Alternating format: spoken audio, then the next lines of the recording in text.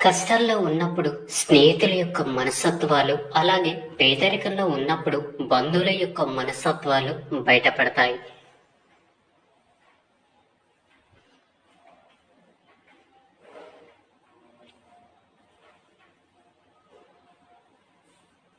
విజయాన్ని చూసి మురిసిపోకండి, ఎందుకంటే అది తొలి అడుగు మాత్రమే. గమ్యం నువ్వు అందరినీ సంతోషపెట్టడం చాలా కష్టంతో కూడుకున్న పని, కానీ నువ్వు అందరితో సంతోషంగా ఉండటం చాలా సులువైన పని. మీకు కుదిరినప్పుడు కాదు, ఎదుటివారికి అవసరమైనప్పుడు చేస్తేనే దానిని సహాయం అంటారు. తొందరపడి కళ్ళతో చూసి నోటితో మాట్లాడే వారికి ఆవేశం ఎక్కువ. మాట్లాడకుండా మనసుతో చూసి మౌనంగా ఉండే వాళ్ళకి ఆలోచన ఎక్కువ. సహాయం చేసే గుణమున్నవాడు సాకులు వెతకడు. ఈ పరిస్థితిలో ఉన్నా తప్పకుండా చేసి తీరుతాడు. మీకు నోరు ఉంది కదా అని పదే పదే ఎదుటి వాళ్ళు బాధపడేలా మాట్లాడకండి. ఒకసారి దూరం అయితే తెలుస్తుంది వారి విలువేంటో. మంచివారికి లభించే మొదటి బహుమానాలు అవమానాలు, అలాగే అపనిందలు కాదంటారా? సింహం వెనుక ఎన్ని సునుకులు మొరిగినా సింహం విలువ తగ్గిపోదు. అలాగే నీ వెనుక ఎంతమంది ఏం చెప్పుకున్నా కూడా నీ విలువ తగ్గిపోదు. చింతించకండి. అందమైన వారు అడుగడుగున ఉంటారు, కానీ అందమైన మనసున్న వారు మాత్రం అరుదుగా ఉంటారు. కత్తిని ఎంత ప్రేమగా పట్టుకున్నా దానికి రక్తం చిందించడం మాత్రమే తెలుసు. అలాగే కొన్ని బంధాలు కూడా అంతే. నువ్వు ఎంతగా ప్రేమించినా సరే వారికి ఎదుటి వారిని కష్టపెట్టడమే తెలుసు. జీవితం మీకు విజయాలను ఇవ్వదు, కేవలం అవకాశాలను మాత్రమే ఇస్తుంది. ఆ అవకాశాలను విజయాలుగా మార్చుకునే శక్తి మీ చేతుల్లోనే ఉంటుంది. జీవితంలో ఎవరి మీద అయితే ప్రాణం ఇచ్చేంత ప్రేమను పెంచుకుంటారో వారే ప్రాణం పోయేంత బాధను మిగిల్చి వెళ్తారు కాదంటారా? సులువుగా వచ్చింది ఏదైనా సరే దానికి విలువ తక్కువగానే ఉంటుంది. కష్టపడి సంపాదించుకున్నదే ఎప్పటికైనా శాశ్వతమైన విలువలను సంపాదించుకుంటుంది.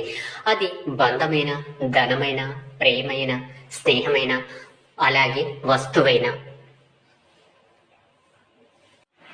ఎవరి జీవితం వారికి గొప్ప, అంతేకాని ఎదుటి వారితో పోల్చి చూసుకొని ఊరికే ఆరాట పడితే కలిగే లాభం మాత్రం శూన్యమని గుర్తుంచుకోండి. మీరు పట్టుకున్న దాన్ని విడిచిపెట్టకండి. విడిచిపెట్టే ఉద్దేశం ఉన్నప్పుడు పట్టుకోకండి. గుర్తుంచుకోండి, ఒక వ్యక్తి మనసును గాయపరచడానికి ఒక్క క్షణం చాలు, కానీ ఆ గాయపడిన మనసును గెలవాలి అంటే మాత్రం మీ జీవితకాలం సరిపోదు.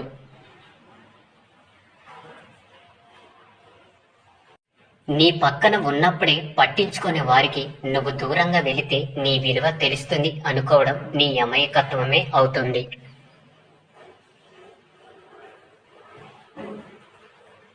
కష్టం అనేది ఎప్పుడు ఉండిపోదు, సంతోషం రాక మానదు. కష్టాలను ధైర్యంగా ఎదుర్కోండి, అలాగే బాధలను ఓపిక ఓర్చుకోండి. తొందరపాటు నిర్ణయాలు ఎప్పుడూ తీసుకోకండి. సంతోషాలు మిమ్మల్ని వెతుక్కుంటూ తప్పక వస్తాయి.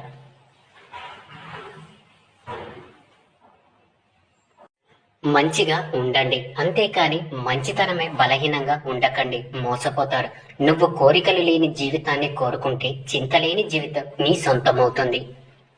అన్నింటికీ అతిగా సర్దుకుపోవడం కూడా ఒక చెడు అలవాటే. ఉన్నదానితో సర్దుకుపోవడం అతిగా అలవాటైతే ఉన్న స్థానంలోనే ఉండిపోతాము.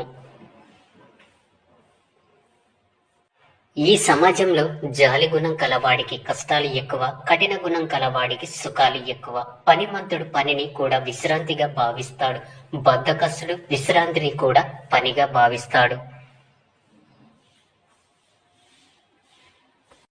ఎవరికి ఎంత చెప్పాలో అంతే చెప్పు, వినకపోతే వదిలి, వాళ్ళే తెలుసుకుంటారు. దెబ్బ తగిలితేనే కదా నొప్పి విలువ తెలిసేది.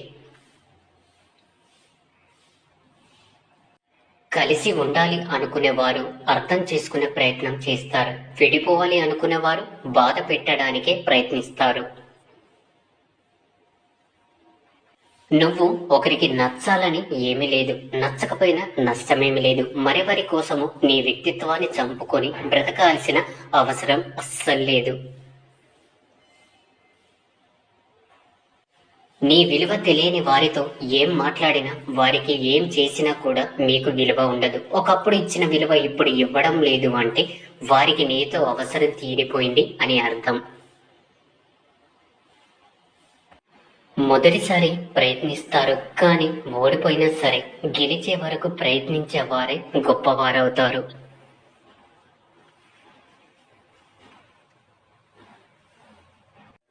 డబ్బు లేకపోతే మన ఇంట్లోనే విలువ ఉండదు. అలాంటిది సమాజంలో ఎలా ఉంటుంది? ఒకప్పుడు మనుషుల గుణం చూసి దగ్గరయ్యేవారు, కానీ ఇప్పుడు మాత్రం డబ్బు ఉంటేనే దగ్గరవుతున్నారు. జీవితంలో సుఖంగా ఉండాలి అంటే ఈ 3 విషయాలను గుర్తు పెట్టుకోవాలి. జరిగిన దాన్ని మర్చిపోవాలి, జరుగుతున్న దాన్ని గమనించాలి, అలాగే జరగబోయే దానికి సిద్ధంగా ఉండాలి. అర్థమైందనుకుంటా. ఏం జరిగినా ఆలోచిస్తూ ఆగిపోకండి. ఏది జరిగినా అది నీ మంచికే జరుగుతుంది. మీరు గతంలో ఆగిపోకండి, ఎందుకంటే కాలం సాగిపోతూనే ఉంటుంది.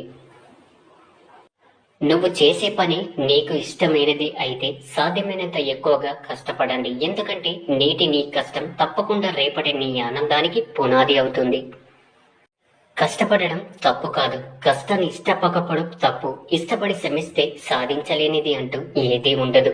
నువ్వు తప్పుని కప్పిపుచ్చుకునే ప్రయత్నం చేస్తే అది మరింత పెద్ద ఆపదను నీకు తెచ్చిపెడుతుంది. మనం లక్ష్యం కోసం అలుపెరగకుండా శ్రమిస్తే నేడు కాకపోయినా రేపైనా మనకు విజయం దక్కుతుంది. నిరాశపడకండి. ఎదుటివారు మంచివారో చెడ్డవారో అని వేలెత్తి చూపించే హక్కు ఎవరికి లేదు. ఎవరి జీవితం వారిది. నచ్చితే మాట్లాడు, లేదంటే వదిలే. అవసరం ఉన్నప్పుడే పలకరిస్తున్నారని ఎవరి గురించి బాధపడకండి. వారు చీకట్లో ఉన్నప్పుడే వెలుగులా మీరు గుర్తుకు వస్తున్నారని సంతోషించండి. వినే ఓపిక లేని వాళ్ళు ఎప్పటికీ అజ్ఞానిగానే మిగిలిపోతారు. అలాగే చెప్పే ధైర్యం లేని వాళ్ళు ఎప్పటికీ పిరికి వాళ్ళుగానే ఉండిపోతారు. మన జీవితంలో అవసరానికి ఆదుకునేవారు ఉండరు, కానీ అవసరానికి వాడుకునేవారు మాత్రం చాలా మందే ఉంటారు. ఎక్కువగా ఆలోచించడం కూడా ఒక రకమైన మానసిక సమస్య. దీనివల్ల అనారోగ్యం కలుగుతుందే తప్ప సమస్యకు పరిహారం మాత్రం దొరకదు. ఎక్కువ సమయం ఖాళీగా ఉండకుండా ఏదో ఒక పనిలో నిమగ్నం అవ్వండి. ఒక లక్ష్యాన్ని పెట్టుకోండి. నీ మనసులో ఆ లక్ష్యం తప్ప మరేది ఉండకూడదు. అప్పుడే మీరు కుదుట పడతారు. ఏ పని లేని వారికే ఎక్కువ ఆలోచనలు ఉన్నవారికి ఎక్కువ సమస్యలు. గుర్తుంచుకోండి, ఎవరైనా మన కోసం ఎదురు చూస్తున్నారు అంటే అది మన బలం. మనం ఎవరి కోసమైనా ఎదురు చూస్తున్నాము అంటే అది మన బలహీనత. మన మనసు ఎలా ఉంటుంది అంటే ఎదుటి వారికి కష్టం వస్తే చూసి తట్టుకోలేక మన దగ్గర ఉన్నదంతా మొత్తం ఇచ్చిస్తాం. అదే కష్టం మనకు వస్తే మాత్రం కనీసం పట్టించుకోకుండా చూసి చూడనట్టుగా వెళ్ళిపోతూ ఉంటారు. మనకు బాగా ఇష్టమైన వాళ్లకు కూడా బాగా ఇష్టమైన వాళ్ళు ఉంటారు. అది మన మెదడు ఒప్పుకున్నా మన హృదయం మాత్రం ఒప్పుకోదు. అందరూ నీ వాళ్ళు అని నీ బలహీనతలు పంచుకునే సాహసం చెయ్యకు. నీ వాళ్ళు పరాయి వాళ్ళు అవ్వడం ఒక్క నిమిషం పట్టదు. అప్పుడే నీ బలహీనతలే వాళ్ళకి బలంగా మారుతాయి. గుర్తుంచుకోండి. మీరు ప్రశాంతంగా ఎప్పుడు ఉంటారో తెలుసా? ఎదుటివారు మిమ్మల్ని ఎంత రెచ్చగొట్టే మాటలు మాట్లాడినా మీరు అవసరానికి మించి మాట్లాడకుండా ఉన్నప్పుడే ప్రశాంతంగా ఉంటారు. ఇక ప్రశాంతంగా ఉన్నప్పుడే ఎవరితో ఎలా మాట్లాడాలో తెలుస్తుంది. అవసరం మిమ్మల్ని బలహీనుల్ని చేస్తుంది. ఎందుకంటే పగవాడు అని తెలిసినా కూడా పలకరించు అని అవసరం చెప్తూ ఉంటుంది. ఎందుకు అంటే అవసరం కదా. ఈ సమాజంలో నవ్వుకు ఉండే విలువ బాధకి ఉండదు, డబ్బుకి ఉండే విలువ గుణముకి ఉండదు, అబద్ధానికి ఉండే విలువ నిజానికి ఉండదు. జీవితం చాలా చిన్నది. నచ్చిన వాళ్ళు నీ జీవితంలో ఉంటారు, నచ్చని వాళ్ళు వెళ్ళిపోతారు. నువ్వు మాత్రం నీకు నచ్చిన విధంగా బ్రతుకు. ధనవంతుడి దృష్టిలో పేదవాడి స్థానం ఎప్పుడు గుమ్మం బయట ఉంటుంది, కానీ పేదవాడి దృష్టిలో ధనవంతుడి స్థానం ఎప్పుడు గుమ్మం లోపలే ఉంటుంది. ఎందుకంటే పేదవాడికి సంస్కారం గుణంలో ఉంటుంది, డబ్బులో కాదు.